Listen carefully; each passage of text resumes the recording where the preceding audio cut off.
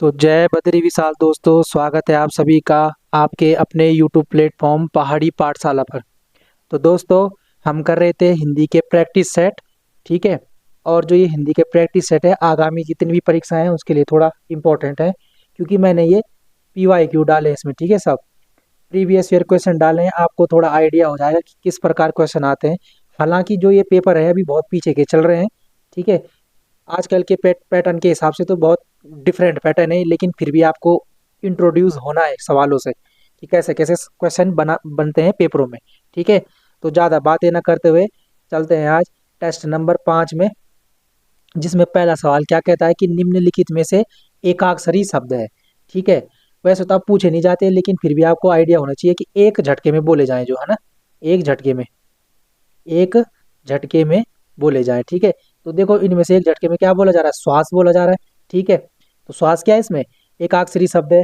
और आपको एक चीज याद रखना है कि हिंदी में सबसे ज्यादा जो शब्द है ना, वो एकाक्षरी शब्द है। ठीक है। चलो बढ़ते हैं अगले सवाल में। अगला सवाल कहता है कि यह लड़का शरारती है। यह लड़का शरारती है, इस वाक्य में यह है, जो यह शब्द है, बोल इसमें क्या है, बोलो। तो ठीक है, आप सभी को पता है एक चीज होती है विशेषण। विशेषण विशेषण क्या होता है कि संज्ञा या सर्वनाम शब्दों की विशेषता बताने वाले शब्दों को हम क्या कहते हैं? विशेषण कहते हैं, जो विशेषता बताते हैं संज्ञा और सर्वनाम की। इस विशेषण के होते हैं सर चार भेद। चार भेद होते हैं। एक होता है गुणवाचक विशेषण। ठीक है। एक गुणवाचक विशेषण होता है। एक होता है परिमाणवाचक विशेषण। ठीक है। परिमाणवाचक विशेषण। एक होता है सर कौन सा? एक होता है संख्यावाचक विशेषण। संख्यावाचक विशेषण। और एक होता है सार्वनामिक विशेषण। सार्वनामिक विशेषण। और इसी सार्वनामिक विशेषण को हम एक और नाम से बोलते हैं, जिसको क्या बोलते हैं हम? संकेतवाचक विशेषण भी बोलते हैं। संकेतवाचक विशेषण। और इसी को हम एक और नाम से भी बोलते हैं, किस नाम से? निजवाचक विशेषण। निजवाचक विशेषण। ठीक है। तो सार्वनामिक विशेषण बोलो, संकेतवाचक विशेषण बोलो, या निजवाचक विशेषण बोलो, एक ही होता है। ठीक है। अब सर होता क्या है ये सार्वनामिक विशेषण? इसका आंसर क्या होगा? इसका आंसर तो सार्वनामिक विशेषण है। पर होता क्या है सार्वनामिक विशेषण? मुद्दा तो ये है। ठीक है। सार्वनामिक विशेषण क्या होता है? मुद्दा ये है। तो पहले मैं इसको मिटा देता हूं एक बार। ठीक है। अब देखो, जो हमारे पास जो सार्वनामिक विशेषण होता है ना, वो क्या होता है कि पुरुषवाचक सर्वनाम और निजवाचक सर्वनाम को छोड़कर, पुरुषवाचक सर्वनाम को और निजवाचक सर्वनाम को छोड़कर अन्य सभी सर्वनाम संज्ञा के आगे लगकर क्या बनाते हैं? सार्वनामिक विशेषण बनाते हैं। मैंने क्या बोला? मैंने बोला सर पुरुषवाचक सर्वनाम, पुरुषवाचक सर्वनाम और कौन सा सर्वनाम? निजवाचक सर्वनाम। निजवाचक सर्वनाम, इनको छोड़ करके अन्य सभी सर्वनाम, अन्य सभी जो सर्वनाम होते हैं, अन्य सभी सर्वनाम संज्ञा के आगे लगकर क्या बनाते हैं? सार्वनामिक विशेषण बनाते हैं। अब देखो, यहाँ पे ये लड़का शब्द क्या है? यहाँ पे लड़का शब्द क्या है? ये है संज्ञा। और इससे आगे लगा है नहीं, या संकेतवाचक सर्वनाम, लेकिन ये संज्ञा के आगे लग गया है, तो अब क्या कहलाएगा? ये सार्वनामिक विशेषण कहलाएगा। ठीक है। संज्ञा के आगे लग जाएगा जो, तो क्या होगा? सार्वनामिक विशेषण।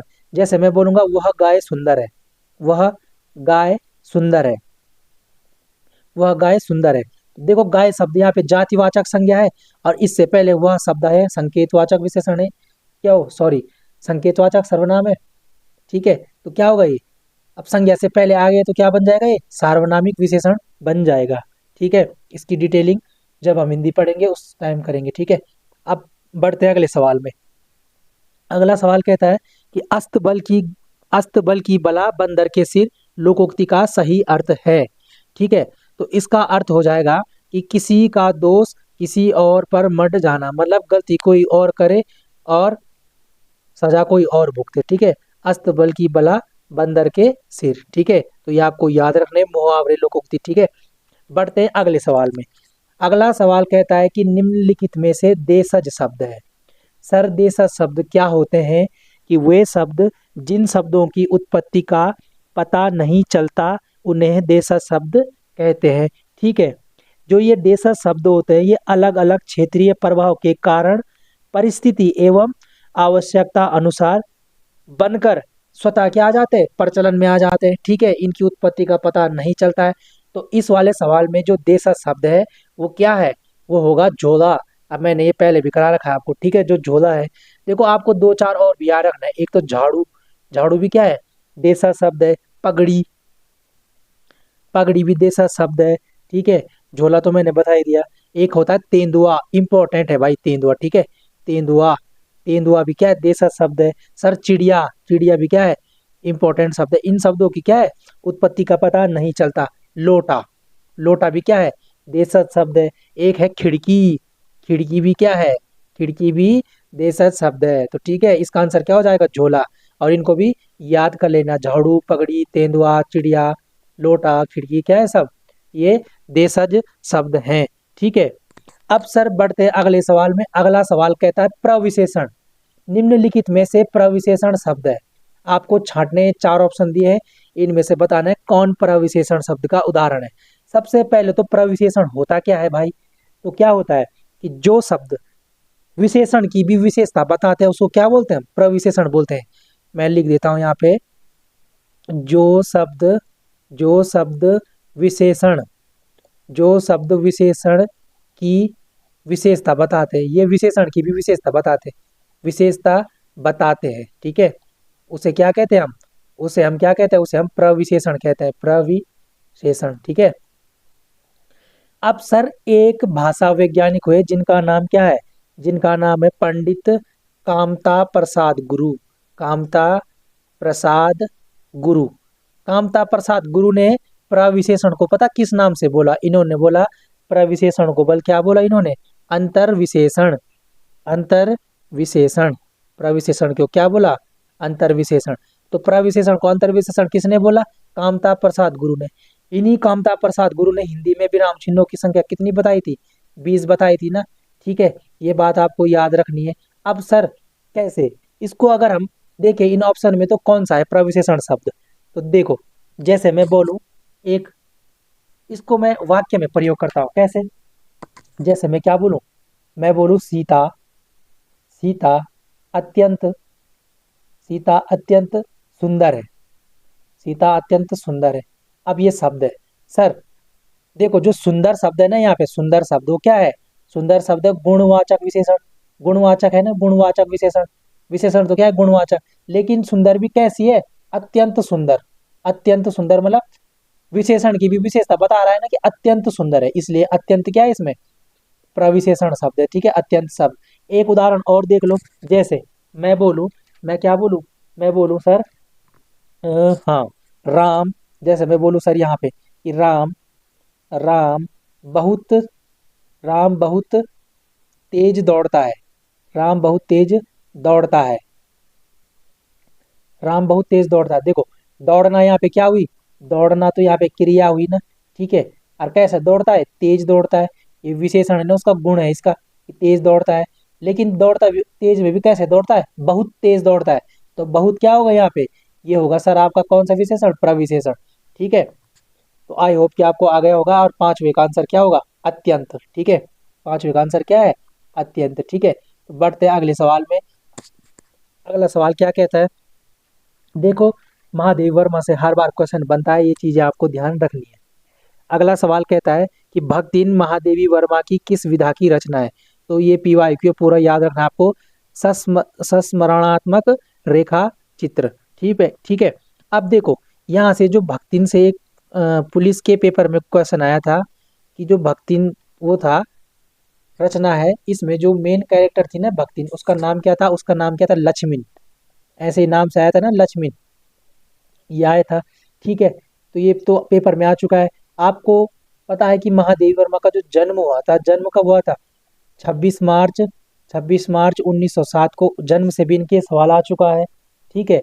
इन्हीं को 1982 में क्या मिला था, एक रचना है इनकी यामा, यामा के लिए क्या मिला था, ज्ञानपीठ मिला था, ज्ञानपीठ पुरस्कार मिला था। और ज्ञानपीठ पुरस्कार पाने वाली पहली महिला कौन है, महादेवी वर्मा जी। इनकी एक रचना है मधुर मधुर मेरे दीपक जल, मधुर मधुर मधुर मेरे दीपक जल, इनकी एक रचना है, ठीक है। इन्हीं की एक रचना और है, क्या बोलते हैं, मेरा परिवार, मेरा परिवार, ठीक है, मेरा परिवार। एक इनकी और रचना है क्या, स्मृति की रेखाएं, स्मृति की रेखाएं, स्मृति की रेखाएं भी इनकी एक रचना है, ठीक है। इन्हीं की एक रचना है पथ के साथी। पथ के साथी, पथ के साथी भी इन्हीं की रचना है। ठीक है, ये आपको याद रखना है। ठीक है, अतीत के चलचित्र भी है एक, अतीत के चलचित्र, अतीत के चलचित्र। ठीक है, तो ये आपको याद रखनी है। ठीक है, सब चीजें इनके बारे में, बहुत इंपॉर्टेंट कवियत्री है। ठीक है, बढ़ते हैं अगला सवाल। अगला सवाल बोलता है कि हिंदी वर्णमाला के अनुसार कौन सा वर्ण पंचमाक्षर है। देखो पंचमाक्षर, आपको पता है जो वर्ग के जो पांचवा होता है ना, पांचवा व्यंजन, उसी को हम पंचमाक्षर बोलते हैं। इसी पंचमाक्षर को हम एक और नाम से बोलते हैं क्या, नासिक्य व्यंजन। नासिक्य व्यंजन भी इन्हीं को बोलते हैं। सर आपको पता है कि का वर्ग में एक होता है ग, का ख ग ग ग, चा वर्ग में होता है य। ठीक है, और टा वर्ग में होता है अण। ठीक है, फिर ता वर्ग में होता है ता था दा दा न, फिर पा वर्ग में होता है मा। तो ये सभी क्या है, ये सभी पंचमाक्षर है। अब अकॉर्डिंग टू ऑप्शन इसमें माँ दिख रहा है, तो माँ क्या होगा, पंचमाक्षर होगा। ठीक है, आई होप कि आपकी समझ में आ गया होगा।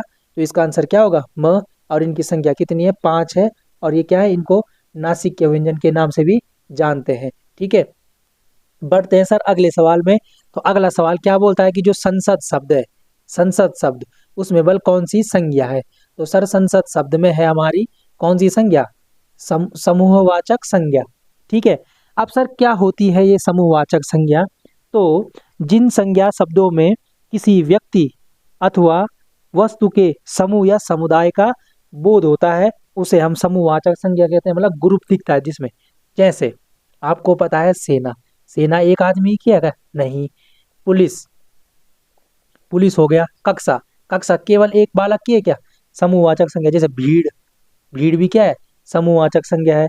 सर अगर बोलेंगे गिरोह, गिरोह भी क्या है, समूहवाचक संज्ञा है। अगर बोलेंगे गुच्छा, गुच्छा, गुच्छा भी क्या है, समूहवाचक संज्ञा। अगर सर बोले मंत्री परिषद, मंत्री परिषद, देखो मंत्री परिषद भी क्या है, समूहवाचक संज्ञा। और मंत्री परिषद में जो ई की मात्रा वो छोटी होती है, बड़ी ई की मात्रा नहीं होती।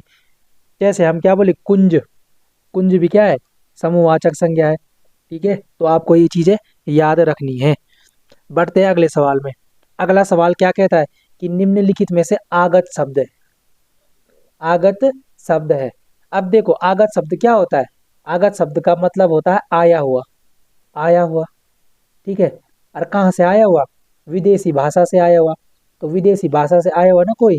अब देखो इसमें जो अखबार शब्द है वो आगत शब्द है, क्योंकि अखबार जो शब्द है वो अरबी भाषा का शब्द है। किस भाषा का शब्द है, अरबी भाषा का शब्द है। ठीक है, अब बढ़ते हैं अगले सवाल में।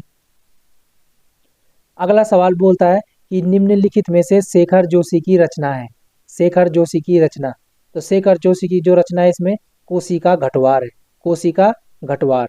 अब देखो मैंने पिछले क्लास में भी दिखाया था आपको कि जो शेखर जोशी का जो जन्म हुआ था वो हमारा हुआ था 10 सितंबर 10 सितंबर 1932 को औलिया गांव अल्मोड़ा में, अल्मोड़ा में हुआ था, औलिया गांव है ना, ये मैंने आपको बताया था।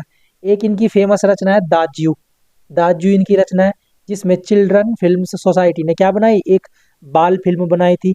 ये भी पेपर में पूछा जा चुका है।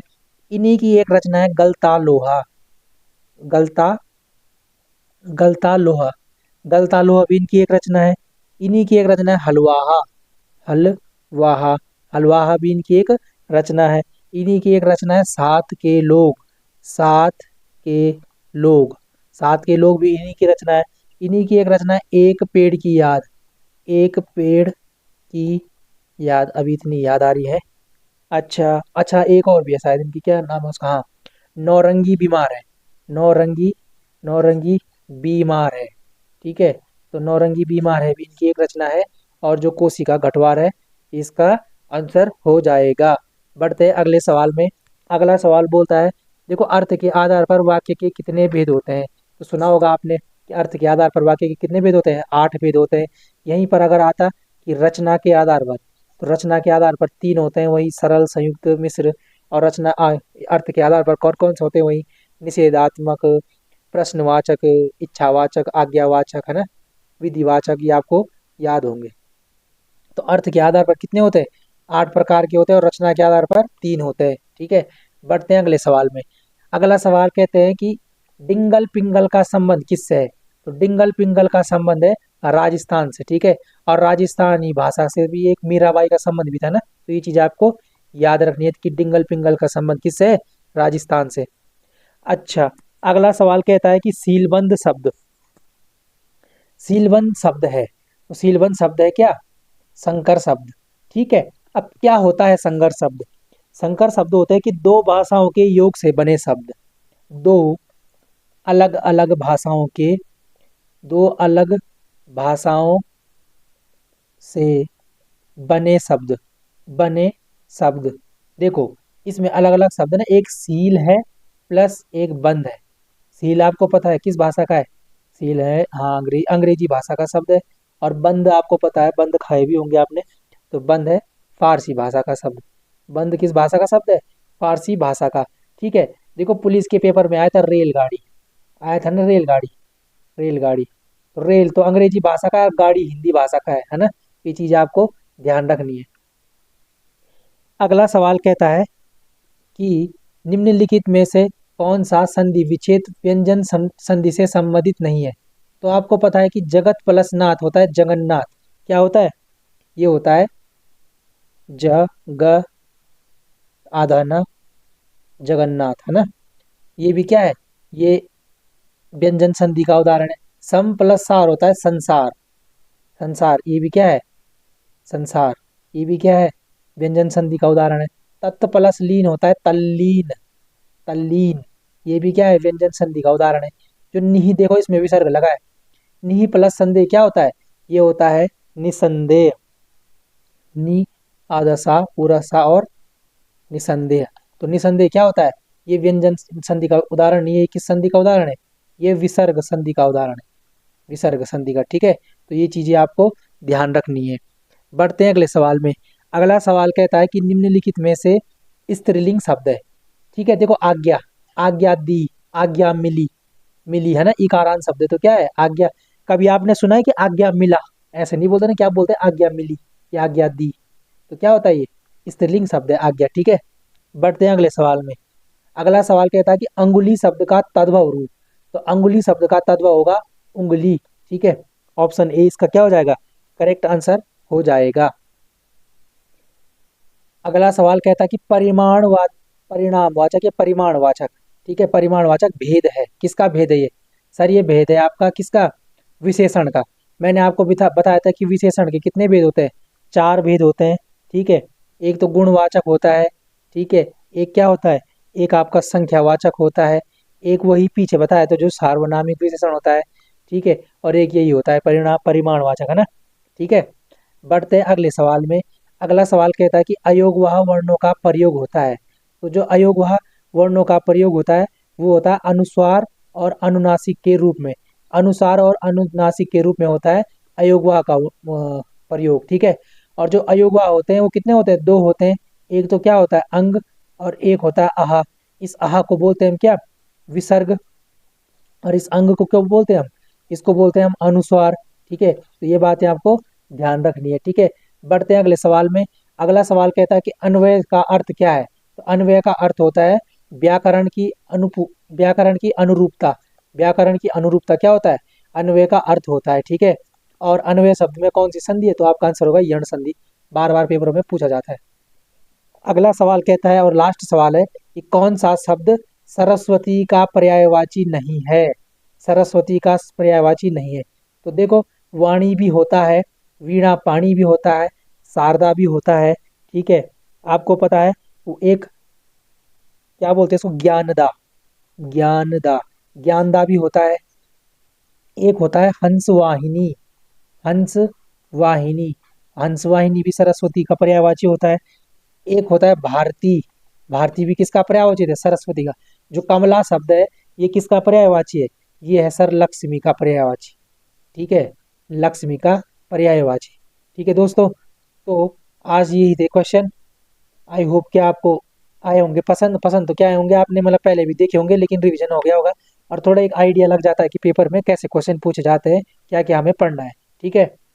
तो देखो इससे मतलब जो चीज़ें मिलती है कि संधि विच्छेद से सवाल आते हैं, लेखकों से सवाल आते हैं, वर्णमाला से सवाल आते हैं, पर्यायवाची से सवाल आते हैं, है ना। ये चीज़ें आपको ध्यान रखनी है, ठीक है। तो दोस्तों इस क्लास को यहीं पे देते हैं विराम। मिलते हैं किसी और क्लास में। तब तक के लिए धन्यवाद।